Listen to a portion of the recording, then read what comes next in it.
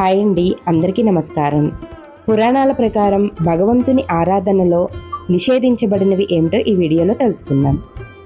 ఆలయంలోనికి ప్రవేశించేటప్పుడు కుడి పాదము, బయటకు వచ్చేటప్పుడు ఎడమ పాదము ఉంచాలి. తులసిని వినాయకుడికి సమర్పించకూడదు. ఒకే పూజ స్థలంలో 2 శంఖాలు పెట్టకూడదు.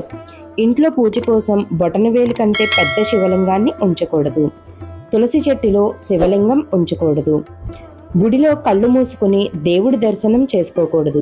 కళ్ళు తెరిచి దేవుడిని చూస్తూ దర్శనం చేసుకోవాలి. శివలింగం నుండి ప్రవహించే నీటిని దాటకూడదు.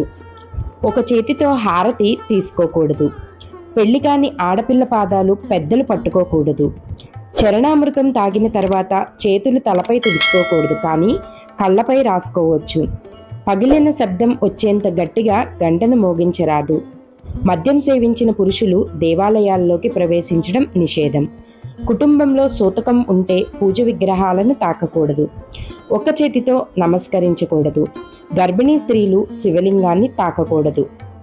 ఇలాంటి మరిన్ని వీడియోల కోసం మన ఛానల్ని సబ్స్క్రైబ్ చేసుకోండి. ఈ వీడియో నచ్చితే గనక లైక్ చేయడం మర్చిపోకండి. సర్వే జన సుఖినో భవంతు, లోకా సమస్త సుఖినో భవంతు.